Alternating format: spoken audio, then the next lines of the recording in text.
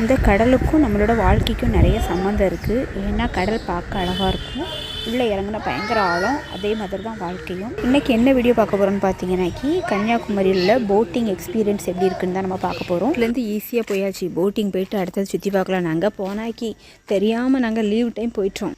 சுற்றி லைனை பாருங்கள். நாங்கள் அங்கேருந்து இப்படி சுற்றி அப்படி சுற்றி எப்படியோ இந்த சைடு வந்துட்டோம். போட்டிங் போகணுன்னு ஆசை இருக்கவங்க லீவு நாள் கண்டிப்பாக போகாதீங்க. 1 ஹவருக்கு மேலே ஆகிடுச்சி. நாங்கள் டிக்கெட் எடுத்துகிட்டு போட்டிங் போகிறதுக்காக. நீங்கள் ஸ்கூல் டைம் வந்தீங்கன்னாக்கி ஈஸியாக போயிடலாம் அப்படின்னு நான் நினைக்கிறேன். ஒரு வழியாக டிக்கெட் கவுண்டர் நெருங்கி ஒரு ஆளுக்கு 75 ரூபா.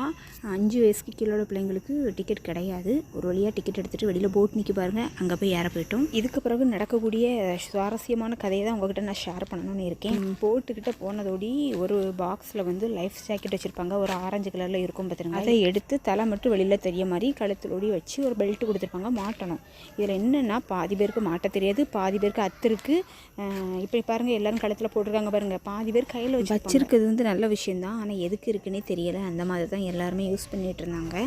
ஸோ ஒரு வழியாக போட்லேருந்து அவுட் சைடு வந்துட்டோம். மேலே விவேகானந்தர் பாறையை ரீச் பண்ணிட்டோம். இதான் வழி.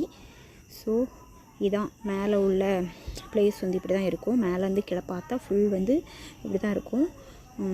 நம்ம நடந்து இப்போ மேலே எப்படி இருக்குது அப்படிங்கிறத பார்ப்போம். மேலே வந்ததோடு அடிக்கிற காற்றுல மூஞ்செல்லாம் பஞ்சர் ஆகிடுச்சு. அந்த மாதிரி தான் இருந்துச்சு. சரி வாங்க பார்க்கலாம். ஓகே, மேலே என்னென்ன இருக்குது அப்படிங்கிறத பார்க்கலாம். கீழே க்யூவில் இருக்கிறது பார்த்துட்டு வெளியில் போகிறவுடைய மக்கள் தான் லைனில் நின்று போகிறாங்க. எப்படி அங்கேருந்து லைனில் வந்தோமோ அதே மாதிரி இங்கேருந்து லைனில் வெளியே போகணும். அப்படி இருக்குது. மேலே இருந்து பார்க்கும்போது இந்த மாதிரி தான் இருக்கும்.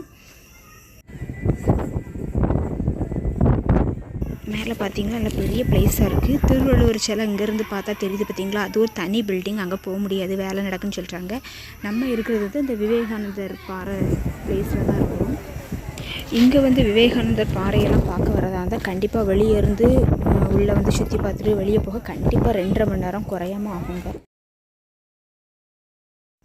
இப்போ இங்கே என்னெல்லாம் இருக்குது அப்படிங்கிறத பார்க்கலாம். ஒரு ஹிந்து கோயில் ஃபஸ்ட்டு இருக்குது. இங்கே நான் உள்ளே ஒன்றும் போகலை, போகலாமான்னு தெரியல. நிறைய பேர் போன மாதிரி தான் இருக்குது, நாங்கள் போகலை. நம்ம இந்த விவேகானந்தர் சிலை இருக்கும்ல, அங்கே போகலாம். அண்ணா இருக்குது பாருங்கள், ஒரு பெரிய பில்டிங். இங்கே தான் விவேகானந்தர் சிலை வச்சுருக்காங்க. நான் உள்ளே போயிட்டு வீடியோ எடுக்கலாம் பார்த்தா வீடியோ எடுக்கக்கூடாதுன்னு போட்டாங்க. என்னால் போக முடியல. உள்ளே போயிட்டு போனோம், ஆனால் நான் வீடியோ ஒன்றும் எடுக்கலை. இந்த பில்டிங்கில் என்னெல்லாம் இருக்குதுன்னு பார்த்தீங்கன்னா, உள்ளே இந்த விவேகானந்தரோட சிலை இருக்குது. அப்புறம் 2-3 ஃபோட்டோஸ் வச்சுருக்காங்க. வேறு ஒன்றும் பெருசாக ஒன்றும் இல்லை. இன்னொரு முக்கியமான விஷயம், இங்கே பாத்ரூம் வசதியெல்லாம் இருக்குது. சூப்பராக இருக்குது, நல்லா நீட்டாக இருக்குது, க்ளீனாக இருக்குது.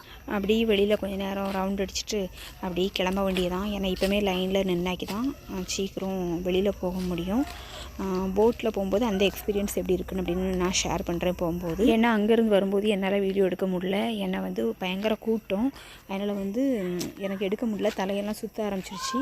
அதனால் போகும்போது எப்படி இருக்குன்னு பார்க்கலாம். ஓகே வாங்க அவுட் சைடு போகலாம். போட்டில் எல்லோரும் எப்படி இருக்கும், மக்கள்லாம் எப்படி இருக்காங்க அப்படிங்கிறத நீங்கள் பாருங்கள்.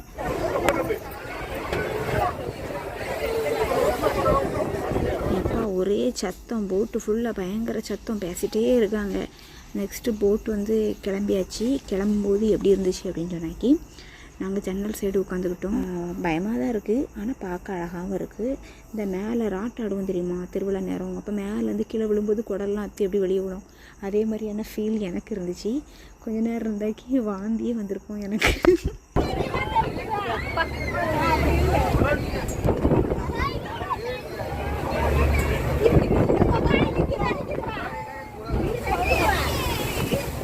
ஈவினிங் டைம் ஆனதுனால அலை வேகமாக அடிக்கும். உங்கள் எல்லாருக்குமே தெரியும். அது அலை வந்த ஸ்பீடில் ஜன்னல் சைடில் இருந்தவங்க கொஞ்சம் உள்ளே இருந்தவங்க அவ்வளவு ஃபேஸ்லேயும் அந்த சாரல் பட்டுடுச்சு. எங்கள் மூஞ்செல்லாம் தண்ணி. எனக்கெல்லாம் வந்த மயக்கமே போயிட்டுரு.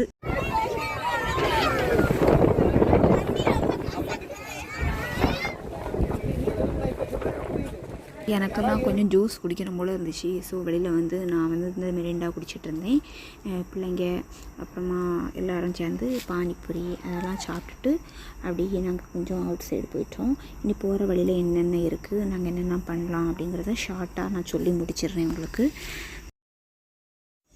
போகிற வழியில் பார்த்தீங்கன்னாக்கி அழகழகான கோலம் போட்டு வச்சுருந்தாங்க. அரிப்பு மாதிரி வச்சுருக்காங்க பாருங்கள். இதில் இந்த மாவு போட்டு கோலம் பண்ணணும்னு நினைக்கிறேன். அழகாக இருந்துச்சு. ஸோ அதை வீடியோவில் கவர் பண்ணியிருக்கேன். அடுத்து இடியாப்பம், முறுக்கு புளியறதெல்லாம் வச்சுருந்தாங்க.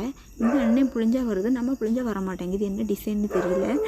அப்புறமா பக்கத்தில் பார்க்கு போயிட்டு கொஞ்சம் நேரம் விளையாடிட்டு நாங்கள் அந்த மண்ணில் உட்காந்துட்டோம். ஸோ அவ்வளோதான், சாயங்காலம் ஆயிடுச்சு, இந்த மாதிரி டைம் ஆயிரும் அப்படின்ட்டு ஒரு 7:30 8 o'clock இருக்கும். சாப்பிட்டுட்டு அப்படியே நாங்கள் வீட்டுக்கு கிளம்பிட்டோம். இந்த வீடியோ உங்களுக்கு பிடிச்சிக்கும்னு நினைக்கிறேன்.